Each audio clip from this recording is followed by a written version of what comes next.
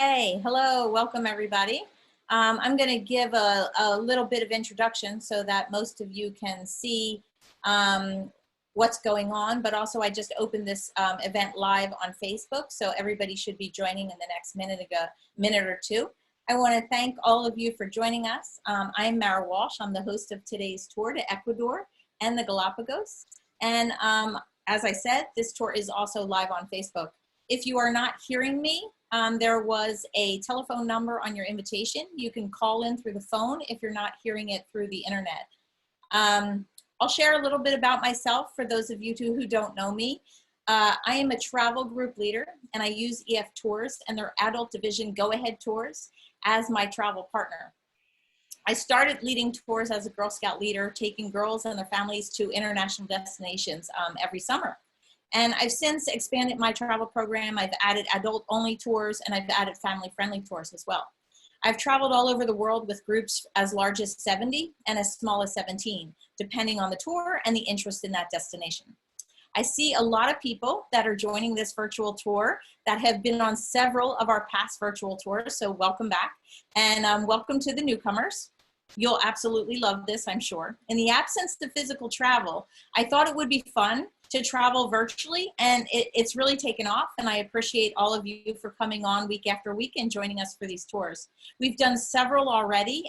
They've included Rome, Edinburgh, Paris, London, Peru, Ireland, and Greece. And I know many of you have joined us, but some of you have missed out on some of those. If you're interested in attending the recorded version of the tour, they are available on girltraveltours.com, and that website URL is on the slide that you should be seeing. So if you want to just take a screenshot of it for later, you can have it. We have also several more tours in the works, including Prague, Egypt, Spain. I'm working on a literary tour of the UK, Russia, China, New Zealand, and some others as well. You can register for those future tours at the same website. There's a virtual tour drop-down menu. You'll see all of the tours that are recorded and the ones that are in the future. But today, we're off to Ecuador and the Galapagos, a destination I've never visited, but one I look forward to visiting in the future, especially now that I have met our tour director.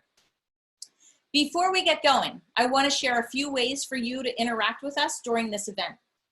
Feel free to ask questions about Ecuador, our tour director, or my travel program using the Q&A link on the Zoom toolbar. You also have a chat icon on the toolbar, and if you have a question that you want to directly send to me, or you don't want us to read in the Q&A, you can push it through on the chat as well. I also include an interactive poll in the beginning just to kind of get a sense of where you are in relationship to Ecuador. So I'm going to launch that poll right now. And essentially, it's a very easy poll. Just give me an answer. It's, what is your connection to Ecuador and the Galapagos? I've been and love it. I have a trip booked. I plan to go in the future, or I'm solely interested in experiencing it virtually. I'll give you a second to answer that as we move forward. So regardless of how much you know about Ecuador and the Galapagos right now, I know that Ando will enhance that for you today. But let's see where we are. I think we have about 80% of our attendees who have answered. So I'm going to end that poll right now, and I'm going to share the results with you. It looks like we have a huge contingency of people that plan to go in the future, about 47%. We have a decent amount that have been there, and I hope that you've been there with our friend Ando. And then there's a lot of people who are here for our virtual tours, and I really appreciate your attendance, and I'm glad that we're bringing travel to your computers week in and week out. So let's move on and talk about a tour director. So a tour would not be complete without a fantastic tour director. A tour director is like a personal travel concierge.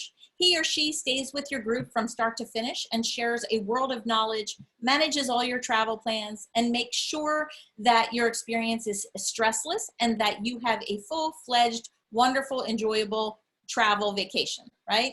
These are by far the most important people in your group. And you can imagine if we're not traveling this summer and spring break and fall, these guys are not making any money through their travel jobs. So I'm hoping that this virtual tour will not only reignite our desire to travel, but will allow tour director to do what he does best and share his knowledge and passion for his home country and earn a little tips as well. I have my colleague, Todd Ryan, to thank for my connection to Ando. He is also a group leader who leads tours, and he was fortunate enough to go with Ando in the past, and he introduced me to Ando in hopes that we would cover an Ecuador and Galapagos destination. So I'm so happy to be able to do that. I'm honored to introduce you to our amazing tour director, Ando Alvarez. And now, Ando, you can take it from here. I will stop my sharing and you can take over the sharing screen. I'll put myself on mute and let you have at it. Perfecto. Hola, hola, everybody. Thank you very much, Mara, for those beautiful words. That awesome introduction. Thank you very much, everybody, for being here. It's I'm really excited about this opportunity to actually have the opportunity to give you guys the opportunity to meet, to know a little bit about the country. As you said, Mara, crazy moments, crazy times for us people who love to travel. We cannot move around very far, but we can keep feeding travel spirit. And this time for me is honestly an honor. And thank you, Mara. Thank you, Todd, if you're over there as well, for the opportunity to share about my beautiful country. It's called Ecuador. From the little pool I saw in the beginning, most people have heard or want to come to Ecuador. I'm really curious about to know, what do you know about the country? Because as you can see here in the first photo, in the first slide, I can say Ecuador actually is 4 different worlds in just one country. You can see here we have volcanoes, we have snow-capped mountains, very high altitude in the Highlands area. We have the rainforest, the tropical rainforest, where actually the Amazon River, this huge river in South America, starts in the mountains that we have here and flows into the Amazon region. We have the beautiful Pacific coast with over 400 kilometers of beaches right on the Equator Line, tropical waters, very nice weather, and of course we have the paradise of the Galapagos Islands. So we have, I can say, in a very small country, lots to see, lots to do, different weathers, different I don't know, ethnic groups, different types of food, different weather conditions, different altitude ranges, which makes Ecuador actually a very, very interesting adventurous destination for whenever we have the chance to start traveling again. So just a little overall about my country, Ecuador. I bet you guessed it already, because of the Equator Line. That's why we call Ecuador, right there in South America. Even when we are just the 2nd smallest country in the region after Uruguay, without counting the Guyanas area, it's the 2nd smallest country in the region. As you can see, it's almost the size of the Nevada state up there in the United States, for you guys have more or less the idea how small we are. But there are 2 conditions that actually make my country this special. One of them, it's the Andean mountains, this mountain range that goes from north to south, divides the country in the continental part in 3 parts. You have the coast in one side, in the west side, you have the jungle area on the east side, and the Andes, and then on the mountain in the middle, which divides the country in 3. And of course, then we have the Galapagos Island, just 800 kilometers away in the coast of the Pacific Ocean. Very, very isolated, unique place. We have 3 UNESCO natural sites as national parks. We're going to talk a little bit ahead. 2 cultural sites. A city, one of those is Quito, is the capital city where I'm broadcasting right now live for you guys. In such a small country, we have 14 ethnic groups or nationalities, each one of them with their own traditions, customs, languages, dances, music, food is just amazing, and 46 ecosystems. This is because of the Andes. We have lots of altitude ranges. In a bus drive of 20-30 minutes, we can easily pass over 4, 5, maybe 8 different types of forests, of ecosystems, and you can imagine the diversity, whether it's cultural or natural, that involves. Just for you to know a little bit, this is the country, you know, with all the provinces or states. We have 24 provinces. In some of them, in most of them, we have a different ethnic group that belongs specifically to this province. The rest of us, most of us, like myself, we are mestizos, the combination of indigenous people and the Spanish people who came here during the conquest of the Americas in the 15th, 16th centuries. And this is some of the people that we have spread out, especially in the jungle region, which would be the east part of it, and the highlands in the Andes. Some of their faces, some of their colors, as you can see immediately. The weather will determine more or less as well the way they look. If you think about the people down here, for example, this is definitely people from the jungle, you know, with the feathers of the animals and the birds over there. The people from the highlands, or with the ponchos, with the hats, more ready, more prepared for the weather conditions, the altitude conditions. All right. Then we have again the natural diversity. You have the Andes in here, and all the dark green are our national park systems, including the Galapagos and its marine reserve. We have 43 areas that cover more or less 20% of our territory, and especially here in the slopes of the Andes in the east and also in the west, where the most biodiversity is held, is protected, because once again of this drop of altitude. In here, we drop from 16,000 feet to 1,000 feet in no more than 1 hour, and then we have lots of different ecosystems, different weather, different altitude, and of course the biodiversity is there. Many of these, it's possible to be seen in the tours and the activities that we do, especially with EF, but not only. In this type of tours, you can get access to all of this diversity. Okay, so this is just like an overall. Once again, the natural biodiversity, depending on where you're from or where you're right there in the country. You have the birds, the wolves in the Andes. You have the llamas and the guinea pigs in the highlands as well. You have the beautiful eagles and toucans and parrots in the jungle.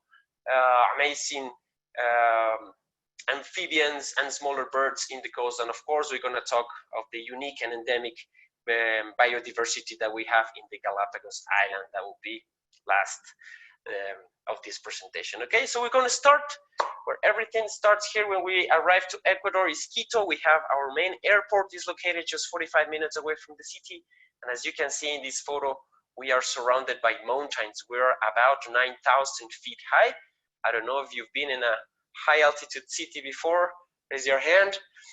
For those who have been here, you know the altitude is something very interesting to experience. Nothing to worry about, but that's part of the experience as well. We're surrounded by volcanoes, and this is the capital city of my country. Again, from the airport to our hotel in Quito, it takes no more than 40 minutes, 1 hour tops if we have traffic.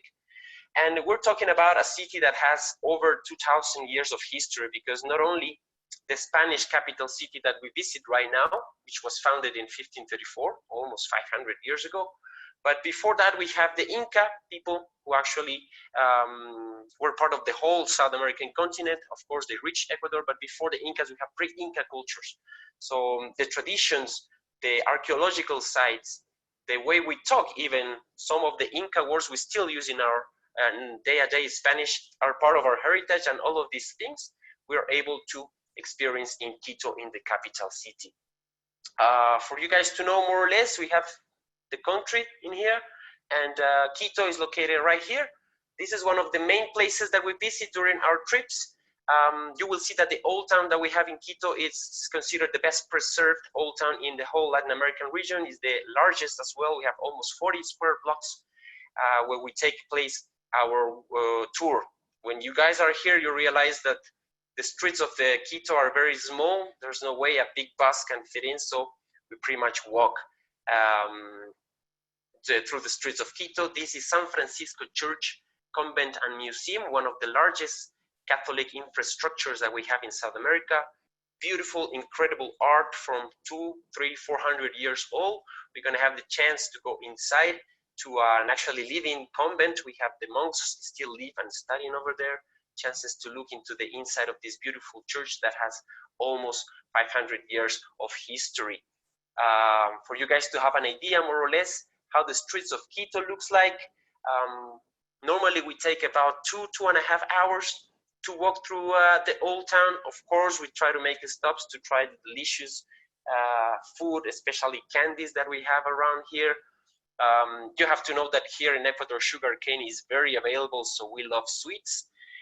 Since we don't have seasons, as you guys have in the Northern Hemisphere, we pretty much have all the tropical fruits all year long, so we combine all those two, and of course, we love to eat all these delicious candies. You guys gonna have the chance to experience, to try them. We're gonna take you through the most iconic places that we have here in the old town. Like this is the Compañía de Jesús Church. You can see here the facade, it's entirely hand carved in stone, collected from a volcano that we have just 5 kilometers away from the city. Actually, the photo that you guys see here, we also have a cable car that can take you from the city, which is at 9,000 feet, up to the top of this mountain, around 13,000 feet in 11 minutes. And if the weather conditions are good, you can see the whole city from the top. You can even take a hike up there and to enjoy even more the spectacular views that we have, not only of Quito, but of the mountains that we have around. A little bit more images about the city. This is the Independence Square, the very core of the old town. It's just very interesting to just stay there, and you guys have your own time. You know, it's good to have, as Mara said, a tour director to take you from point A to point B and give you all the information. But it's also nice to just go there with a group of people and get lost for a while in the city to, you know, try to get the vibes from it. The people is very friendly here. They're very curious when they see you guys around. They're gonna try to take a photo with you. They're gonna try to practice the little English we know here. And of course, giving you guys the chance to use the Spanish that I know everybody knows at least a little bit. So this is the moment where you just go and explore by yourselves. We can visit also the very beautiful and big Basilica of Quito, the largest church, talking about, you know, size. The only one and only Gothic church that we have around here, and very unique because, as you might see in Europe, for example, you have churches with dragons or gargoyles around. This church in here has animals from Ecuador. So when you're here, we make a little contest to see who finds the holler monkey or the giant tortoise or the marine iguana on the facade of this church. We have the Panecillo statue, the Panecillo hill, which divides the city in two. From the top of this hill, we have this statue, and you can see also overall the city. And of course, I think, and I'm thinking, and most of you have to agree with me, that food is very important when you travel. It's a way to connect with the culture, right? And in South America, and Ecuador is not exception, empanadas are just the best thing that you can try on. Whoever has traveled with me in these trips can raise your hand and say that empanadas that we share in these type of places are just unique. It's just, you know, a whole meal inside of these, like a bread cake kind of thing, spicy sauce around. It's just delicious. You'll see when you hear. This is pretty much what we do in the old town. Of course, there's many other different places that we can visit, but as part of a regular trip, the introduction to the city, to the old town, which is the most beautiful part of it. A very important highlight around Quito, it's 14 miles north, is the Equator Line, the reason that my country has that name. We take you to this very interesting open air interactive museum where you guys have the chance to straddle on the equator, literally on the Equator Line.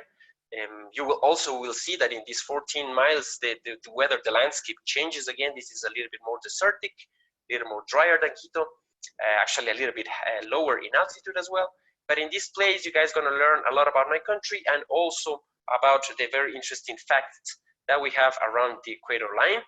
This is the moment where you can get creative with your photos on the Equator Line. I've seen handstand, back rolls, planking. It's just very cool to guys, you see you there and enjoying this place and actually learning about all the experiments that can happen on the Equator Line. Which my favorite is the egg balancing on the top of a nail challenge.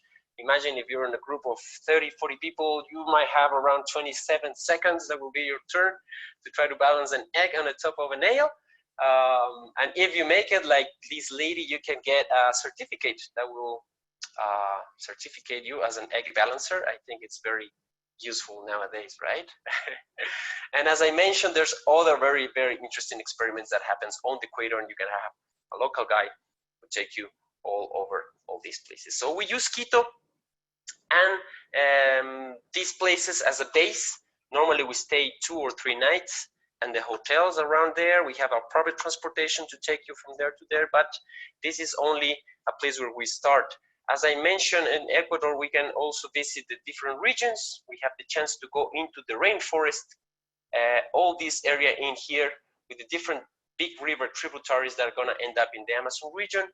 As part of the EF trips, we have a very, very beautiful tour that combines the nature and actually the very deep interaction with the people living in the area. I really like when people have the chance to go into the forest to try, to experience by themselves not only what we see in the beautiful National Geographic documentaries, right, but right there to wake up and have this type of view with, river. You cannot imagine the amount of sweet water that we have in this planet, and visiting the Amazon rainforest will give you just a little idea of how big is the planet we live in. Chances, of course, to see the wildlife over there, like parrots, like the red horned monkeys right here, the white-collared peccaries are always around. Of course, it depends on them if they like us or not to show, but the chances are very big. And part of the activities that we do there is actually to bond with the people over there. We have a lodge where we have, it's like a partner for us. We have the chance to connect with these people and help them to build or rebuild or make their life a little bit better, right? Sometimes building, maybe helping building a road or fixing houses after a very strong rainy season. You will see that in here, the boat canoes are something that you do every day. Rivers are the best way to connect from places. And rubber boots are gonna be your best friends. If you never wore those, you're gonna love them because they're gonna keep your feet dry and away from ants, which is a good thing. So the connection with people is one of the parts, and of course food, it's something, again, very, very important. In the jungle we have delicious things. I'm gonna leave the last best. We have lots of fruits, oranges, citric fruits, watermelon, papaya. Once again, I told you, we have them all year long because we have no seasons. Tilapia is like the traditional fish, like we have in all of the rivers in the jungle. We use the banana leaves to wrap the fish and cook them in the fire with yuca, which is cassave, like a root that grows underground, pretty much grows wild in the Amazon rainforest, so it's very available. Different type of vegetables and onions and things. The Amazon River, the Amazon region, is the area for our cacao plantations. If you haven't heard, Ecuador has now one of the top 5 best cacaos and chocolates in the world. Famous chocolate brands from Switzerland and France use our cacao beans to produce them. And of course, if you go over there, you're gonna have the chance to go from scratch, from the fruit to the bean, the whole process until we have delicious chocolate handmade in the jungle. And my favorite, which is this, yes, these are worms, scrubs, chontacuros right here. Chonta, it's the name of a palm tree where these guys are found. Curo means worm in Quechua, which is one of our native languages. People, they eat them, is actually considered a delicacy. They go into the forest every once in a while looking for these dead palm trees to open them up and find these, bring them back to the communities, bring them back to the markets. People fight for them. And you guys, if you're there, you're gonna have the chance to try this local delicacy, which is yummy. And once again, as I told you, the chance to experience 3-4 days with the people who live in the jungle, how they live, what are their traditions, what are their beliefs, and especially the connection with these people with the forest, which is, in my opinion, one of the most important things that we can see and experience over here. This is one of the ways that you can go into the Amazon rainforest. There's different other ways, but this is how we do it with EF. I will be very happy to answer all of your questions if you guys want to know other ways that we can enjoy the Amazon rainforest. Other activity that we like to share with you guys, it's the rafting in the Amazon basin. We steer in the upper part of the jungle, so we still have running rivers. Imagine to have a full morning paddling in this landscape with all the mountains and the Amazon rainforest just around you. We provide all the equipment, of course, of the security, the safety. For about 2-3 hours, we're just paddling downstream. At some point, we're gonna stop to have a delicious lunch just at shore, and we're gonna visit maybe a family of other people over there. where they also share their handicrafts, a little bit more about the culture, maybe a traditional drink like chicha, you can see in here, made with yuca. It's just, you know, a different experience that I'm sure most of you have done white water rafting. This could be another very, very interesting and different experience about this. So in the jungle region, this is what we can enjoy overall, but of course, again, there's many, many other ways that we can enjoy these ecosystems. Other highlight that we visit, it's located in the middle of the highlands. We're coming back to the highlands once again. The cloud forest, these areas that are on the slopes, both sides of the Andes region, something between 5,000 feet, 10,000 feet as well. The little town of Baños. We have here the Pastaza River, one of the biggest that we have in the country, and this between the clouds is an active volcano, one of the 34 volcanoes we have in the country. Some of them are active, as you can see in this photo. Probably you've seen this. This became very popular a few years ago. This is Tungurahua volcano. It remained active for 15 years, and actually just right there next to Baños. Baños was never harmed about the activity, the volcanic activity. Every 3 weeks we used to have explosions like this. And there's a place, it's called the swing to the end of the world. What you cannot see here is that down there you have a cliff over 300 feet, and you just have this tree house with the swing, and you're swinging as the volcano is, you know, eruptioning, which is quite impressive. I don't know if I have to say it's good or bad that the volcano is not active anymore. It's been calm for the past 5 years, but we still can visit this place. The landscape is just amazing, and if in a clear day you have the volcano, you have the sunset, it's just amazing. For you guys to know more or less, Baños is located in this part of the country. One of the best things about Ecuador is that you can drive from place to place, no more than 3-4 hour bus drive. We're a very small country, so actually, if you want to go from the jungle to the Pacific Ocean, you can do it in 8 hours, passing by the snow-capped volcanoes of the Andes, which is also convenient if you have 1 week or 10 days of traveling, right? You want to see most of it. And in Baños, in the cloud forest, everything about water. All the waters from the mountains are running down through the jungle. This is the amazing Pailón del Diablo waterfall. You have the chance to walk through these balconies. It's incredible, the power of the water falling into this waterfall. You can even hear your partner when you're talking. If you want to cross behind it, if you stand in these balconies over here in a rainy day, 10 seconds and you're soaked. There's no water poncho, there's no rain jacket that actually can help you from getting soaked from the amount of water that you have here.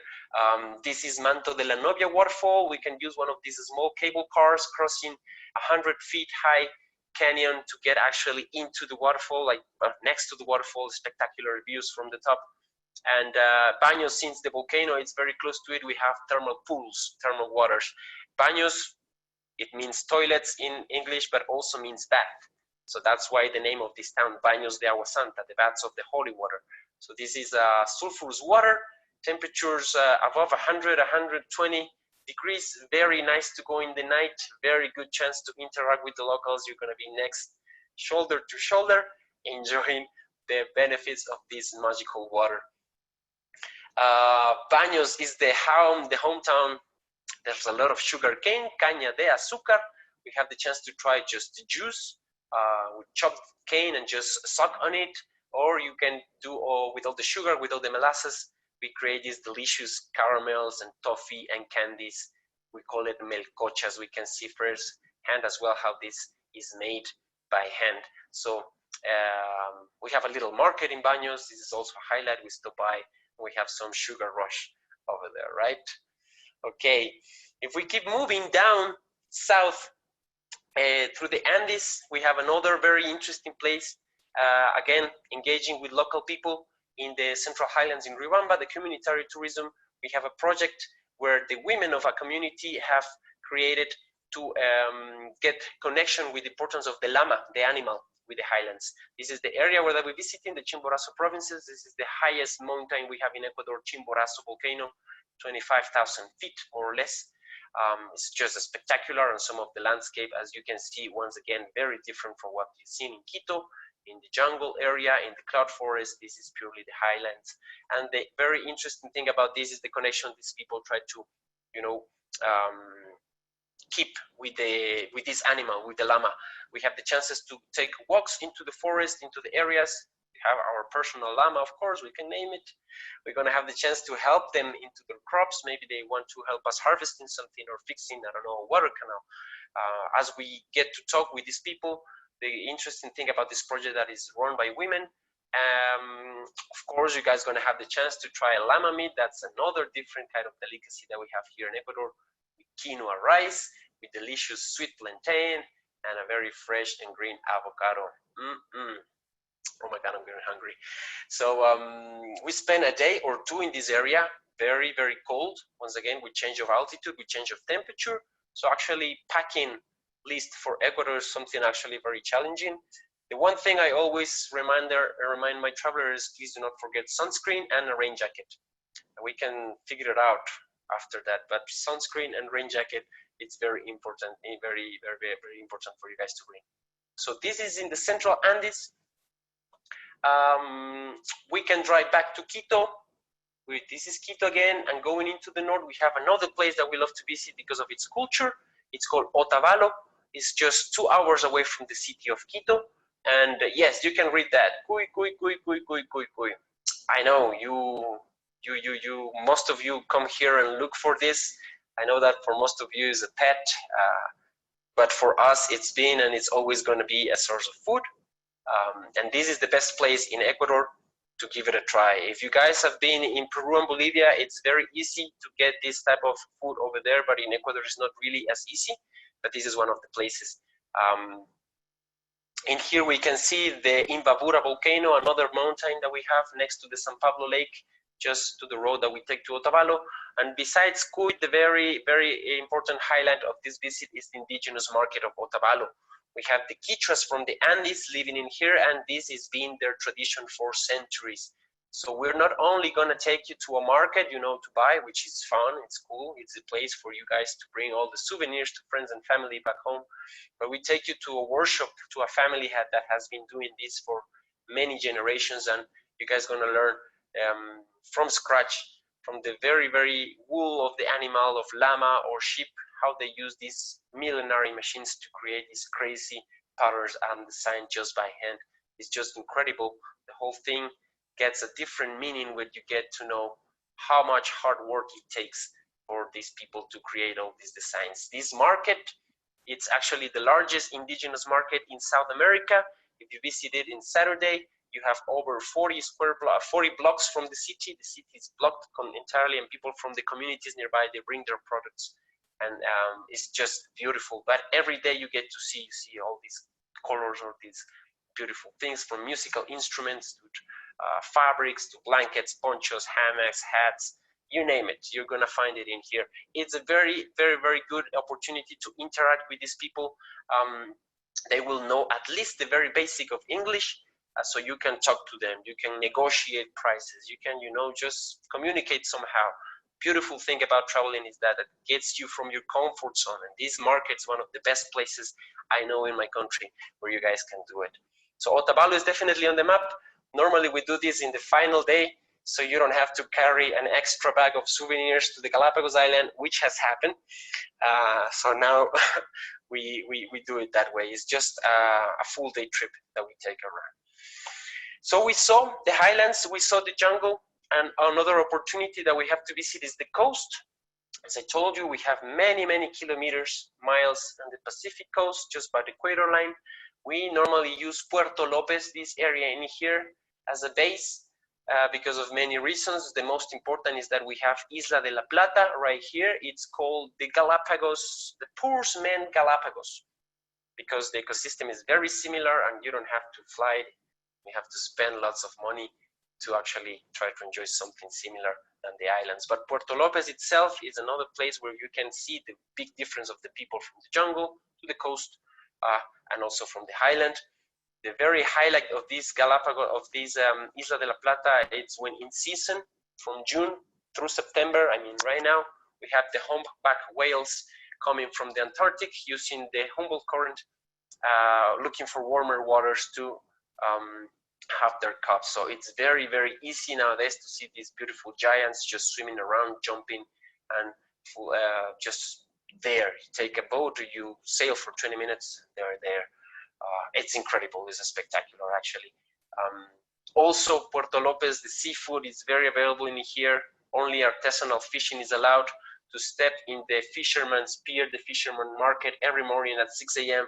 And you can see the frigate birds and the pelicans trying to get some leftovers from all the fishermen coming from the night fishing. They go to a market, they sell the fish, they clean, they peel. In 10 minutes, you have a ceviche, you have a grilled fish, you have a coconut sauce, octopus, you name it. It's just delicious.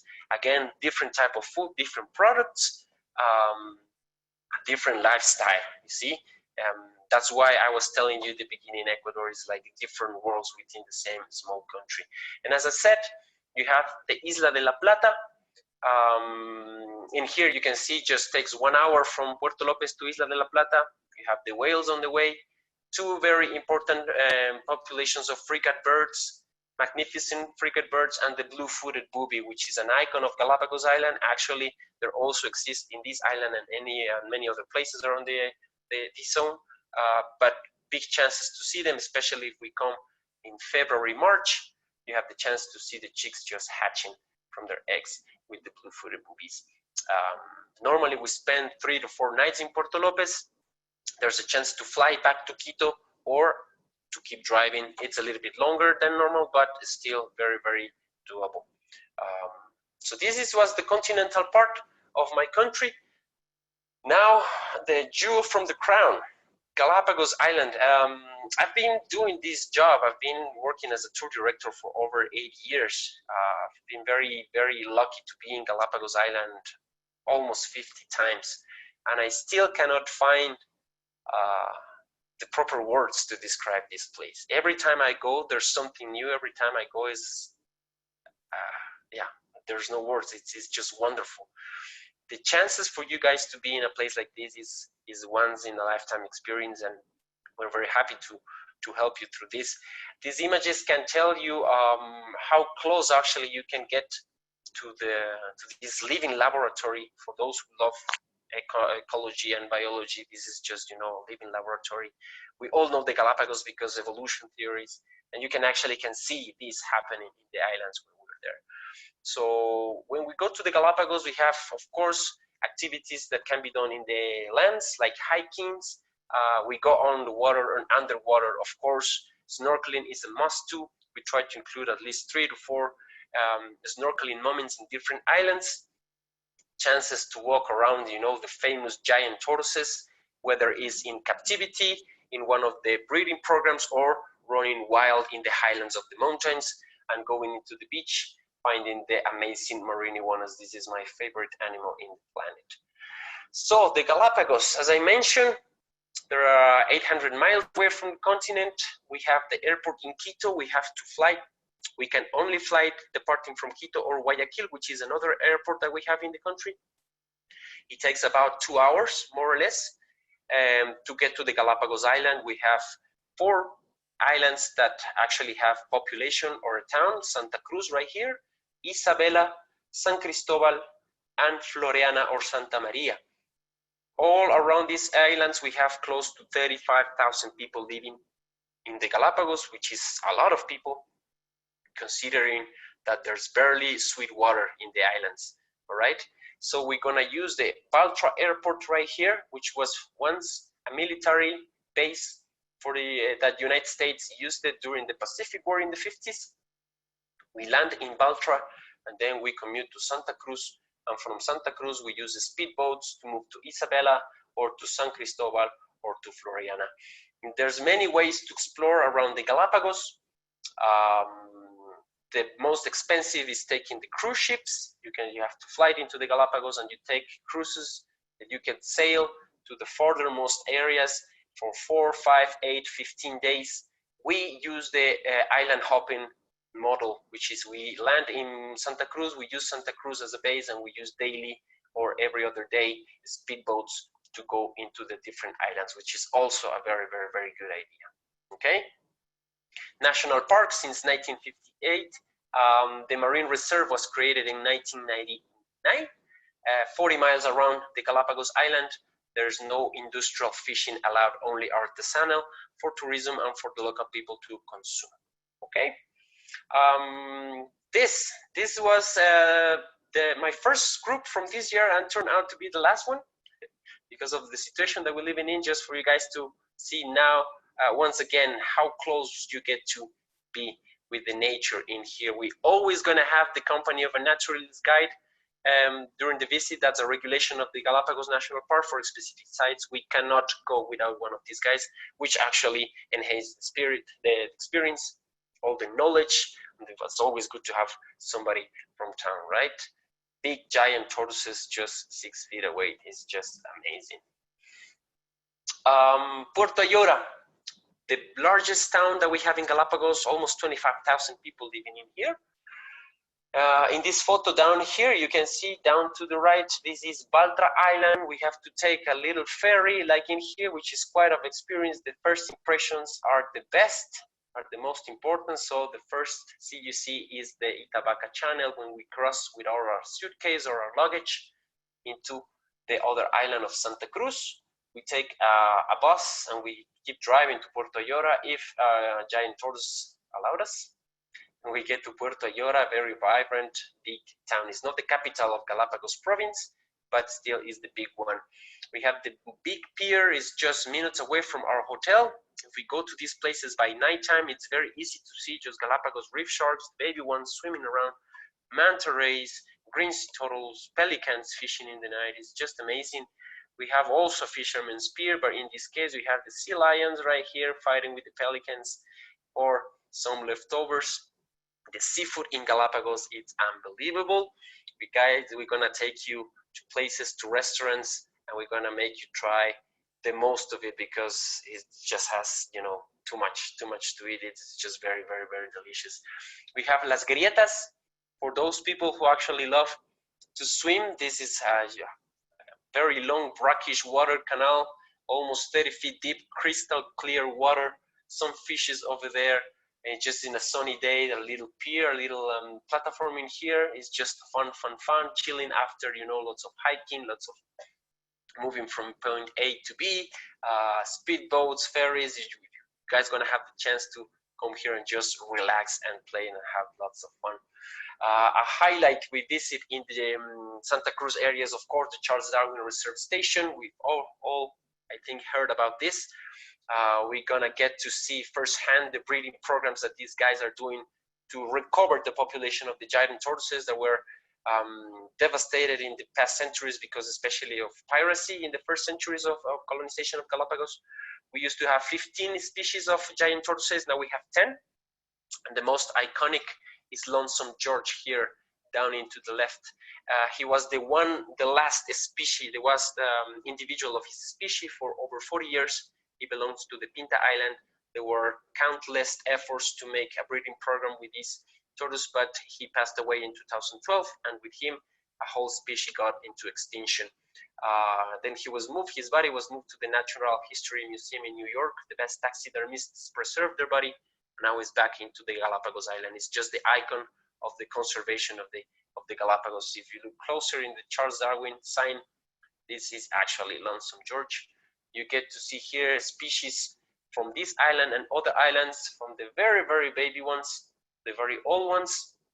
Chances to see also the magnificent Opuntia and Candelabro giant cacti, which people don't really look for them, but once you're there, you get impressed. This is amazing living things as well. And in this hike, it's just 10 minutes away from Puerto Ayora, and of course we're gonna take you there. You get to enjoy all these things in this island. I mentioned that we move from island to island in speedboats. This is how they look like. If you come here from June, July, August, the Humboldt Current arrives, colder water, and it gets a little bit more choppy. It's quite an adventure, so please make sure you bring your Dramamine. But if you come in the early months, it's very, very calm. Normally, we take no more than an hour and a half to 2 hour boat rides to move from island to island. And also, when we arrive, we use these little water taxis. just to move from the boat to the pier, or maybe from the pier to the other side of the bay. It's also very interesting, very cool to get into one of these little taxi drives. Okay, so in the speedboats you have inside areas, you have open air areas, yeah, good luck with it. We arrived to Isabela. I mentioned we visit the westernmost and the easternmost island. Isabela is my favorite island because it's less developed. As you can see in this photo in here, they don't even have concrete in the ground. I think they have 25 cars in the whole area, no more than 2,000 people living in here. And if you can see the buses that we use here, these open air chivas, no doors, natural air conditioning. Please watch your head, watch your head, watch your head. Puerto Villamil has the honor to have the longest and the best beach that we have in Galapagos. You have to remember the Galapagos are volcanic islands like Hawaii. It's very hard actually to find a beach that is not rocky, but these guys have Playa Larga or the Long Beach. Of course, we're going to have a chance to go there and to chill, to play, to relax, and to enjoy the most beautiful sunset that you're going to see in your life. Isabela's lobster is the best in the world. For no more than $15, you can have these lobsters with garlic sauce or coconut sauce or peanut sauce with fried plantain and avocado, just in one of the beautiful restaurants that we have in Puerto Villamil in Isabela. Is just delicious. And one of the highlights of our visit in Isabela is because this, the Tintoreras Bay. The amount of biodiversity that we have here is just amazing. We have a full day of activities over there. This is the place that, if we're lucky enough, we can find the Galapagos penguin, the second smallest penguin in the planet, the one and only that lives in the northern hemisphere. It's right here in Isabela, can be found. We take a hike during this island. It's called Tintoreras. If you cannot recognize all the camouflage of the marine iguanas, well, take a second look.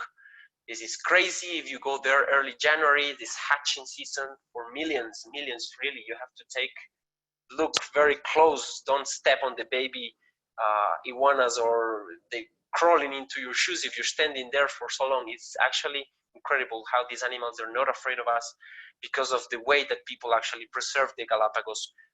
And of course, when we go there, we have to respect all the rules to preserve it as it is. We take a hike to this area of the Tintorer. This is a water canal. From this, we cannot see it in the photo, but people are trying to spot Galapagos reef sharks from the shore, which can be seen. If we don't see them there, there's other chances to see them when we snorkel. Yes, we can have the chance to snorkel with sharks and rays and green sea turtles in the Galapagos. We have the green sea turtles always around there. It's magic just watching these guys flying underwater, and you can follow these guys for hours. So in Tintoreras, in Isabela, we have the chance to do all of this. We provide all the snorkeling gear. If the currents are a little bit strong, of course, we provide the safety snorkel jacket and some fins as well that help us swimming.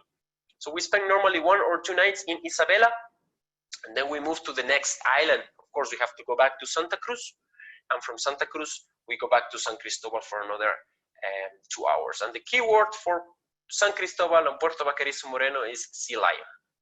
Sea lion, sea lion, sea lion, sea lion everywhere. It's actually their island. We have close to 8,000-9,000 people living in there. According to the national park, we have close to 50,000 sea lions living in these islands. So we're actually hitting their couch, right? We're living over there, and they're being good hosts. The funny thing about it is that in English it's translated, it's sea lion. It's like a lion. In Spanish would be sea león, but it's actually translated as wolf. So lobo marino. Somebody get lost in translation, but they're not seals. That's very important to remark. People have always troubled. They always keep telling them, "No, look at the seal, look at the seal." They're not seals. They're marine. They're sea lions, and they're everywhere on their beaches, on their signs, on the benches where you take a nap or are tanning in the beach. You're gonna find a sea lion everywhere. So the cool thing about San Cristobal is actually this. We visit La Loberia, which is actually a nursery place for sea lions. It's a beautiful beach. Over here, we have chances to just enjoy, relax in the sand. And also we take you in the water. In this case, are these guys that are actually getting closer to us. They're very playful. They're very curious. I have incredible stories about sea lions stealing GoPros cameras or even fins because they just want to fool around. They want to play around. It's just magic. We have once again the marine turtles around here. We have other type of tropical fishes, and just chilling time in here to appreciate once again the richness of the Galapagos biodiversity.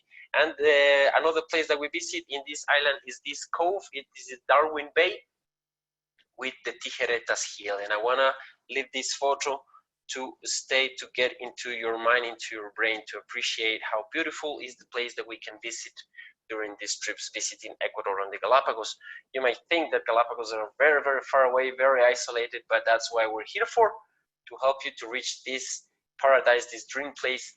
Of course, once again, we come here, we take a final snorkeling activity, or just swimming around, or just walking to the top of this hill and watch the sunset. There's many other trails around this mountain. Sometimes you get to see the blue-footed booby flying and diving into this bay, just fishing. And normally in the Galapagos we spend 4 nights, 5 days. From San Cristobal we also have an airport. Normally this is the airport and we depart coming back to the continent. So I could keep talking about Galapagos and Ecuador for hours because I love my job and I love my country. But this is what I have to share right now with you guys. Just keep the traveling spark ready to move. I saw in the early poll that most of people are planning, at least 50% of the people plans to come to the Galapagos, to Ecuador. It's very fine, it's very easy to move here. If you think about Ecuador is pretty much in the same time zone as you guys, so you don't have to struggle with the jet lag, which is a problem when you have only 1 week of traveling. US dollar is our national currency, so you don't have to worry about exchanging. Little things like, the power outlets are the same. Wi-Fi is very available. If it's not in the hotel rooms, it's in the lobbies, especially in the Galapagos, the connectivity is a little bit less. But still, Ecuador is a very, very easygoing place if you consider to travel around.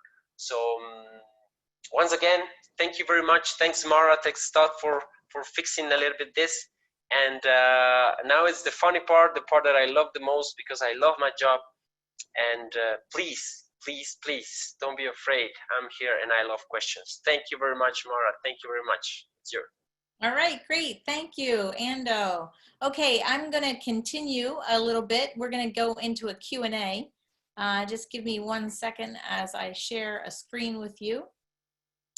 Essentially, I'd like to say thank you again to everyone who came out today. I think we had about 350 people online, and that's actually a pretty big number because right now in my region we have 100,000 people out of power due to a storm that's passing through. So that is that's a really good number for us. So thank you everyone for joining us, and this will be on demand starting tomorrow on our website, which is girltraveltours.com. So if you did have to leave, or if you want to pass it along to a friend, you can always go on that website and see this tour as well as all the other virtual tours that we've done.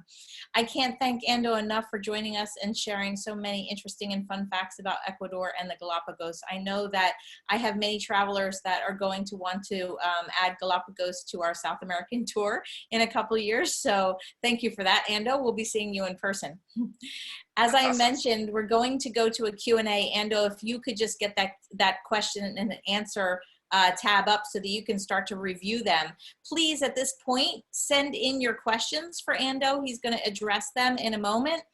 As they start coming in, I just want to remind you to take a screenshot of this screen so that you can see how to tip Ando. No tip is too small or too large.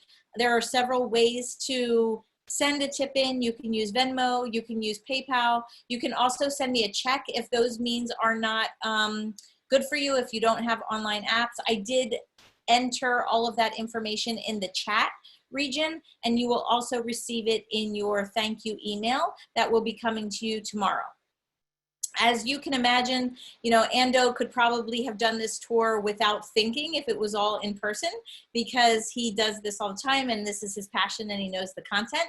But obviously there's a lot of preparation and research that has to go into preparing a virtual tour. So we truly do appreciate that, and we could show our appreciation by leaving a tip. I'm going to go to the Q&A now. Ando, have I given you enough time to review the questions?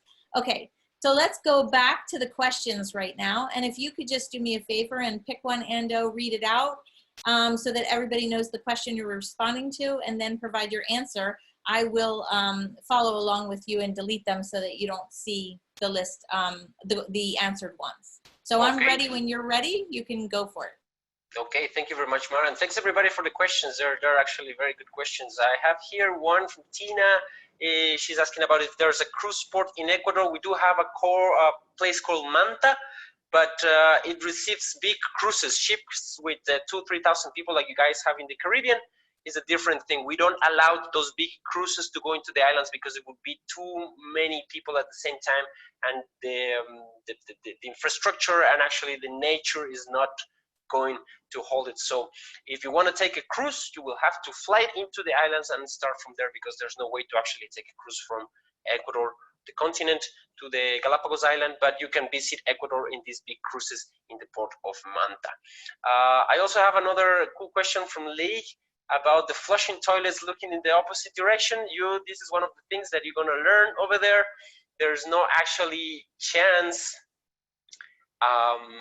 Okay, you get like a demonstration how this Coriolis effect works, right? If you go on one side of the line, the Equator Line, on the other side, and you expect to see the whirlpools going in opposite directions, you will need tremendous forces like hurricane and tornadoes and being far away from the line to actually see that happening. The thing with toilets is like they're machines. They have a system, so it's not really a thing that you can see. But that's a myth that many people have in their mind when they visit this place, and that's something very interesting. That's a good question, but actually no, you cannot see that like in the real thing, right? But thanks for the question, it's awesome. How are we managing the deforestation in the Amazon? That's something very delicate, because we have lots of oil. Oil is our main source of our main industry in Ecuador, and most of it, all of it, is in the tropical rainforest. So we have our Ministry of Environment. They're trying to get close to the most strict environmental processes, so they affect the less the ecosystems, but of course the affection is there. Actually, deforestation as an industry, you know, timber companies are not really big over there, but it's the oil that worries us. But I think that in the average, the government is trying to do its best. It exists, the damage is there, but it's still a bit of a problem. I don't know if I have answered your question. Anna says, what does it mean that Ecuador recognized the rights of nature? In our constitution in 2007, we include nature, Mother Nature, as an owner of a right to exist. That's something that remained in our soul, in our head, but unfortunately in the practical matters is still not really, you know, settled. We still have a lot of extractivist activities like oil, like mining, that actually they don't pass through this filter that we were supposed to have, we were expecting to have. But I can say that in the spirit of the people of my country, our citizens, we are more aware about the importance of Mother Nature preservation and conservation. And I think that's something, you know, to start with. Is elevation sickness common in the first visit in Quito? Thanks, Mary, for your question. I have to say it depends on everybody's reaction. I've seen people that jumps out from the airplane and climbs into the biggest volcano and has no problem at all. And I have people that actually, as soon as you leave the plane, they just, you know, it hits. So I cannot say it's something it's gonna happen. If you asked me for a number, I would say maybe 5% of the people I have traveled with have shown very, you know, problems with the altitude, but the rest is just fine, so don't worry. Lots of water and take it easy the first days. That's the best thing you can do. It says that if we would like to be in our tour, be our tour guide, how do we know which tours we will lead? Would I book via Gorge Travel? Go ahead. I think I don't get very well this question. We would like to be, Well, if you want to go, like, for example, girls travel, EF, go ahead. It depends. We have a very good team that can, you know, get in contact with. There's different travel styles depending on what you want. If it's a family travel style, if it's just a student trip, if it's just a family of friends, if you want, you know, more something for grown-ups, then we have different travel styles. We tour directors are very prepared for run all of them, and we'll make sure that you guys have the best experience in here, depending on the travel style that you guys want to have during your trip. In this case, you will have to contact your tour consultant to get all the details. You can contact me. I'm very happy to help that, to give you which will be the best travel style depending on what you're looking for in your experience. Okay. Pam asks, when is the best time of the year to visit the Galapagos Islands? I would say probably February, March, because it's not too crowded, because the weather is very good, because the currents in the ocean are not really bad, and you get to see like a balance between all of these things, right? Because if you come here, let's say June, July, it's a very high season. If you don't like crowds, you might see some, you know, places with lots of people. And starting from August, September, we have the rainy season in the Galapagos, which is very good if you're interested in animals, because colder temperatures is the best season for them. But it's rainy, it's cold, it's not, you know, sunny out there. So that, with all this information, maybe you can take your decision. How vegetarian friendly would tour would be? Rachel, thank you very much. Very, very friendly. That's what we're here for. If you have any specific, any, you know, requirement, allergies or food preferences, we can help you around. Lots of things that we can do here for you if you don't eat meat. Meg says about worry how tourism is harmful to the environment, to these delicate ecosystems. How the environment has changed in the past 20 years. There's places like Galapagos, for example, where this environmental issue is being managed in the right way, because tourism is everything in the islands. Okay, they are very aware of the importance of actually preserving. There has been impacts, of course, not only in the Galapagos but also in the continent, because of the growth of, you know, civilization in here. In the other hand, I can say that our national protective area system has also grown in the past 20 years. I think that we have included more than 20 natural reserves and national parks. We have created many other marine reserves also in the continent. So that shows us as well that we're worried about the environment. Subjects like environmental care and protection are starting to be taught in the high schools, in schools. There's more NGOs, and there's more endeavors from just civilian people, you know, trying to do something else for the environment. So I think we're there. As South America is complicated, this try to balance, you know, between protecting the huge amount of resources that we have and the economy that we have in the other side, which our governments are always pushing, you know. But in my opinion, I think we're trying to establish the balance. Sometimes we're doing fine. Some other cases, specific cases, like, you know, the oil companies over there. Or I bet you've heard the news, what's happening right now in the Galapagos, in the outer ring of the marine reserve, all this huge Chinese fleet fishing around. We still have to work on it. So that will be my impression about the situation of this. And right away, yeah, Ivan, you was asking about that. It's something complicated right here. Honestly, as a citizen in here, I haven't seen a right posture of the government about stopping this. You say, you know, this is wrong, we're going to stop this. We know that for the past government that we had in Ecuador, we get very close financially with China. People is saying that things like this is because we own the debt with China is so big that this government has no other choice that actually allowed such a things to happen. This is something that is still working on. Of course, it's something very serious. We all, as a citizen, as a society, we're very worried, we're very mad about it. But it's something that is still happening. The last thing I saw in the news is the government is trying to assemble a team to starting to do some sort of negotiations. People is talking about expanding the area of the marine reserve. People is talking about sending military to the area. But there's nothing really, you know, concrete to say, okay, this is happening, this is what we're going to do to stop it. Sadly, that's the reality over here about this. Davies is saying that he wasn't realized about how apart were the boats. Yeah, it all depends on the boat ride. Sorry, it depends on the weather conditions. Because when boat ride is easy, you just fall asleep and that's it. But when the ocean is choppy, yeah, it feels like ages. So yeah, to be honest, it can be crazy if the water is not really calmed down. But yeah, maybe Darwin had it even harder when he came here and doing his incredible research. You're right. Thank you very much for your question. Kim says, this is so much to see. How many days in the average trip? If you want to see Galapagos and Ecuador, I would say always take 15 or 17 days. In 17 days, you can do Quito Highlands, coast in Galapagos, and be absolutely happy with it. But if you have no more than 8 and 10 days, you can do it. You know, taking some places out.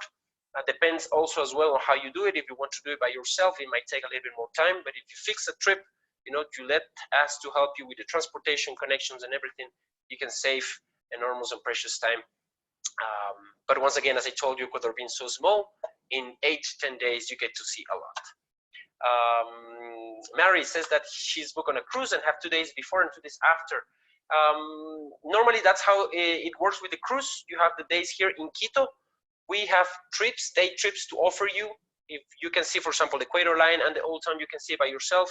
But there's volcanoes, there are water springs, there's a cloud forest, there's indigenous market just 2 hours away from Quito. And normally, that's when you book your day trips and you just go start from your hotel very early in the morning, go to destination, do all your activities, and come back to your hotel and try to do it all over again the next day. So those are the best options that you can do during these 2 days after and before your trip. What is the coldest temperature?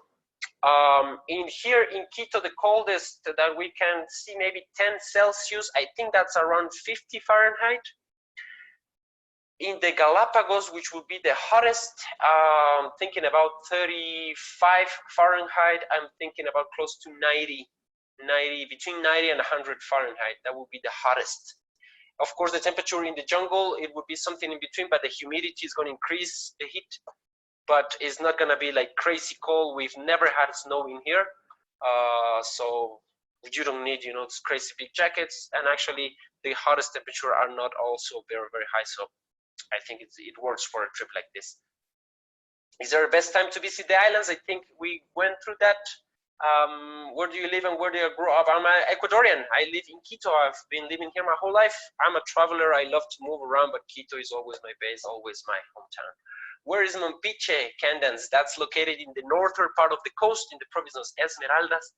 Very beautiful coast area, different from what I show you. Puerto Lopez area is a little bit more dry, but Esmeraldas is greener, is more humid, but it's also right on the beach. Very beautiful, kind of like a hippie town. If you like surf, you're gonna like Mompiche. Mary asked how long is the flight from Washington, D.C. I think you have to make a connection whether it's to Miami, Atlanta, or Houston. From Miami to Quito, it takes 4 hours for you to know. I'm not sure how it's from Washington to Miami, but from Miami to Quito, it takes 4 hours. And before the pandemic, we used to have 3 flights daily. So connection actually from the States, from the North American continent to Ecuador was very easy. We have to see how it's going to work. I know that now we already have, I think it's 6 or 7 flights per week coming from the States to Ecuador, but I'm pretty sure we're pretty confident that things going to get back to normal ASAP. Dan says, where and when is the best place for humpback whales? That would be Puerto Lopez. Puerto Lopez, the area I show you, they have a lot of tourist infrastructure, the boats, the tour operators. It's a great spot for divers as well. Along with the humpback whales, we have the big manta rays coming in this season. You have the chance to just go dive and find these beautiful, beautiful creatures. From the months from June through September, you have this beautiful natural spectacular that you can appreciate from Puerto Lopez. Thank you very much, Dan. Jennifer, is there a trip that includes a boat ride on the Amazon and Galapagos Island together? Normally in the Amazon River, we use the water canoes to move around. As part of the activities of the people who runs the tourism over there, you get to go into the canoes in a very, very, very easygoing boat ride to try to find some animals on the shore or just to enjoy the peace and the nature of the forest. And if you combine this visit to the lodge with the activities, with the days that you can do it in EF or with any other type of tour, you can get both rides in the same tour in Ecuador. So Marta said that the screen tours appear to be during summer months. Are there trips to Ecuador during winter? Once again, we don't have seasons in Ecuador. Since we're on the equator, we have, depending on the region, we have what we call the rainy season and the dry season. So we pretty much run trips all year long. Even in the rainy season, in the heaviest of the rainy season, you still can get to the destination. You won't get freezing. You might get lots of rain, like in the Galapagos, for example. If you go from August through December, you have rain, but you can do all of the things. You can do the snorkel, you can do the hikes, but with rain. So depends on you when you have your free time. Normally, you guys have your summer holidays in June, July, and you can visit in those moments of the year, which would be better.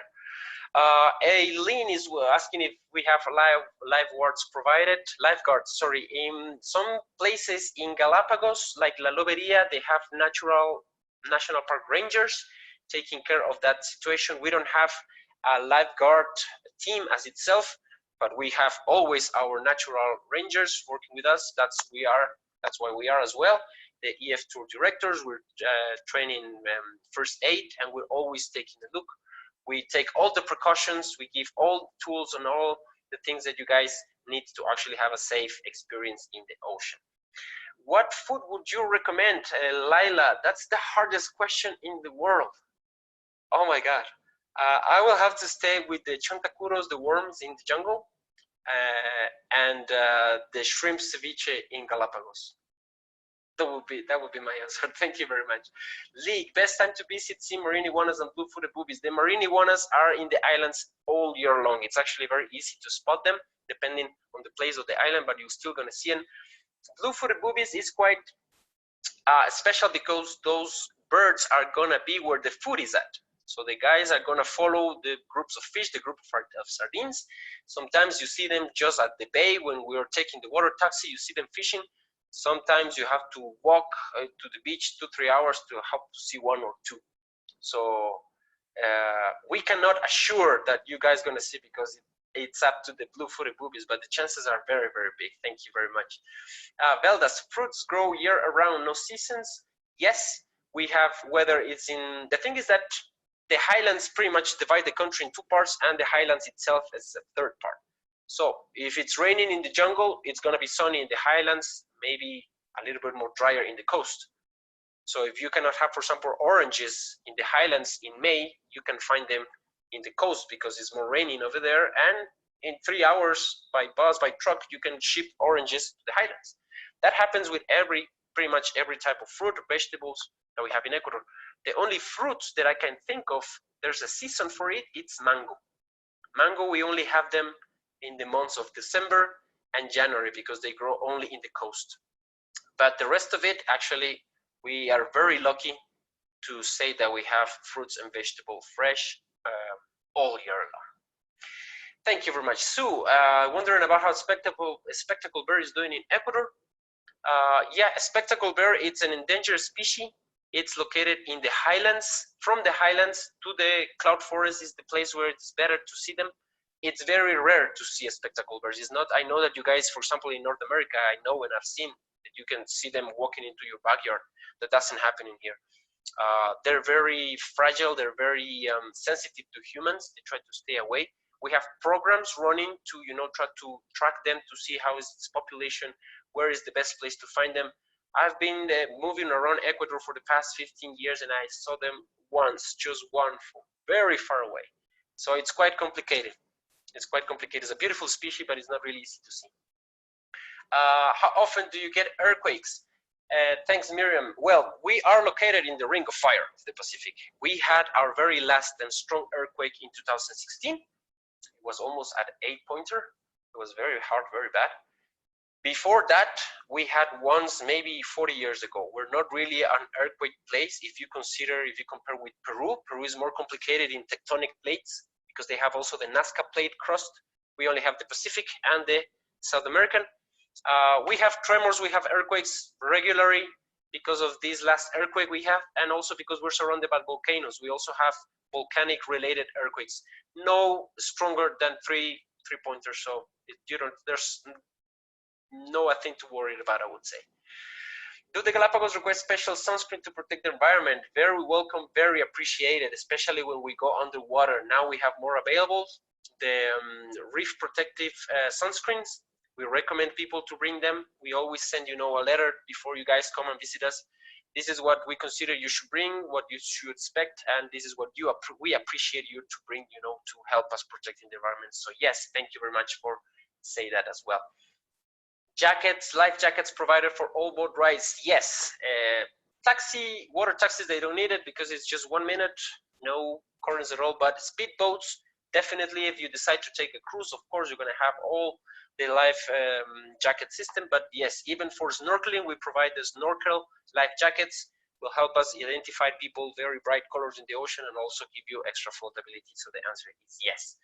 Tara Lee, I've been in Quito, Baños. If only wanted to go to Galapagos, how long will the tour last? Well, if you want to come to just for the Galapagos, you arrive to Quito. As somebody already mentioned, you can wait maybe 1 day in here, and you can be in the Galapagos for as many days as you want. Actually, we have a regulation to prevent human immigration, actually, people from moving into the island, because we already have too many humans there.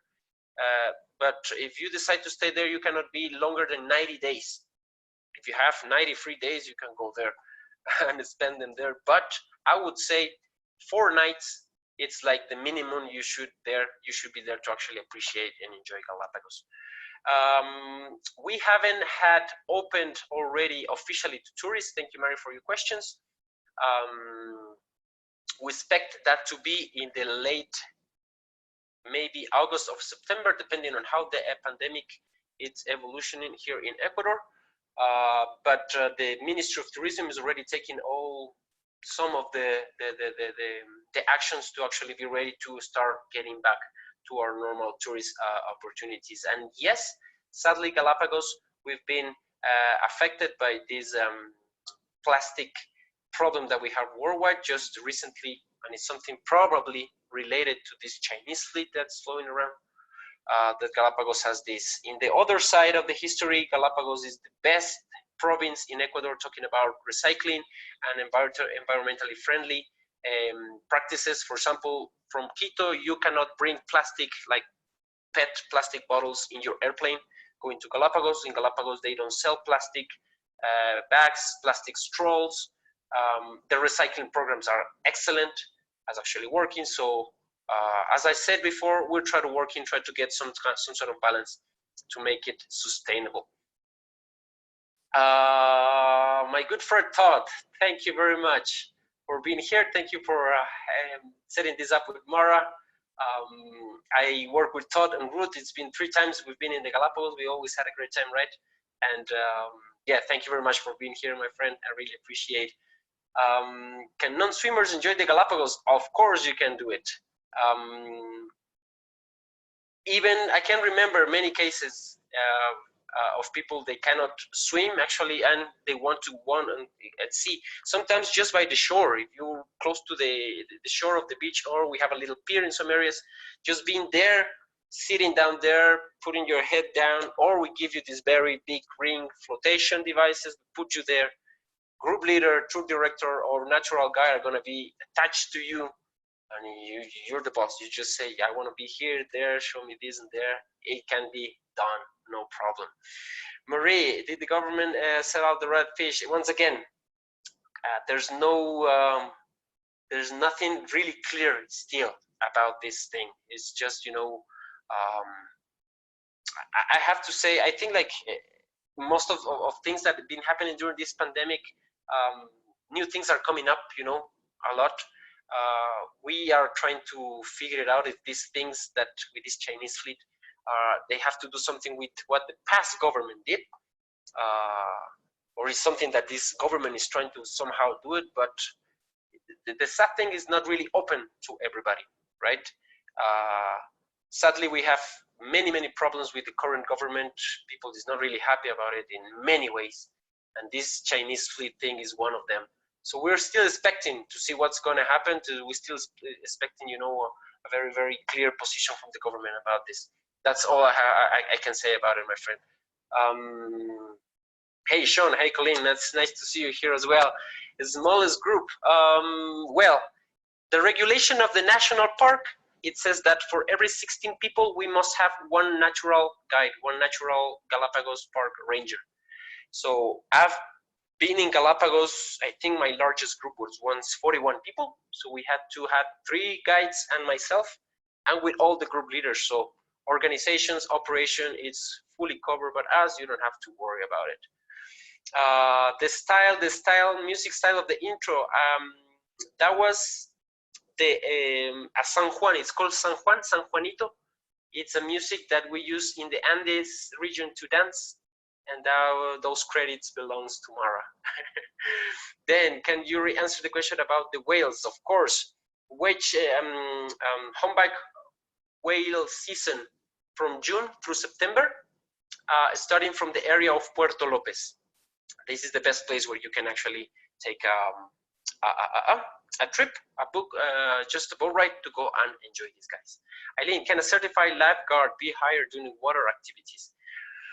That's a very good question. I don't think so. The activities are regulated by the national park. The national park decides what is possible to do and be done. But once again, all the natural rangers are fully trained. That's actually one of the requirements of the natural rangers at Galapagos, to be fully prepared to manage any crisis, any situations in the water. We always take extra precautions when we do that. We also do, for example, as part of our AF trips, the body up system. We always encourage all the guides, if it's possible, all the group leaders, we as tour directors, to take control. In my experience, 9 years being in the Galapagos, zero problems, my friend. What do the jungle worms taste like? That's a question I won't answer, because I want you to come here and tell me what does it taste like. They're delicious, that's all I can say.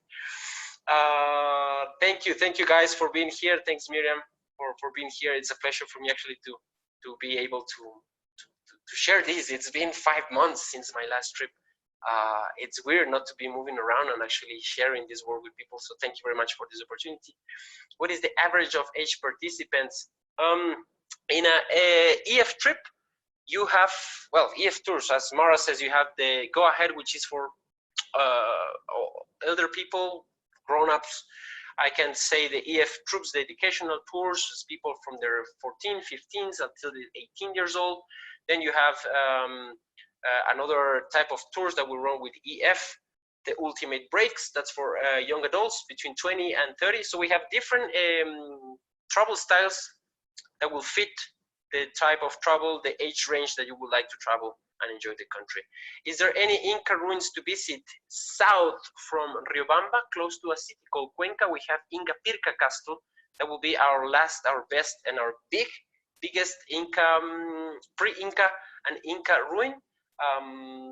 It's just 2 hours away from Cuenca. It's about 6-7 hours from Quito. So if you're really interested to visit this, you should go to the south part of the country. It's we don't have big ruins like they do in Peru. Okay, the Incas, yes, there were huge, big engineers, architectures, but they have almost 2,000 years of empire down south. That's why they had a chance to build these entire cities. When they came here to Ecuador, the pre-Inca cultures, they were not really big architecture. So their cities, their houses were very small. So we don't have big Inca ruins, but Inca Pirca is one of them you can visit. Laura, can you get lobster in most places on the tours? In the Galapagos Island is where it is better to find it. If you go to the coast, not really. It's not really that easy to find it. But in the Galapagos, of course, we have a season. The authorities, the marine authorities will say from this time, from this month to this month, we can fish lobster and just this amount, and the rest of the year is banned. So you don't have to worry about preservation. But the Galapagos will be the best place to get your lobster. And I think that were all the questions. I loved them. Thank you very much. That's awesome. Thank you, Ando. You did well. You got through them. You showed your expertise, and I'm sure everybody appreciated the extra time with all of those answers. It's actually my favorite part of some of these tours because it really brings out some personality from the tour director and also addresses things that may not be on the presentation. So thank you. I just want to thank all of you as well for coming out, because obviously without the participants, these tours would not be able to happen. So thank you again for coming out, and thank you, Ando. I think at this point, if anybody has any more questions about upcoming tours or anything else that you've seen on the presentation or on my slides, you can email me directly, or you can join my Facebook group and contact me there. We will have a recording of this. It will be available on my website, girltraveltours.com, starting tomorrow. It will be on YouTube. It's already on Facebook. So there's plenty of ways to access this tour again. I hope you had a good time. From Ando and I, thank you. And we are going to sign off now. So good night and enjoy the rest of your evening. Thank you very much. Goodbye, everybody.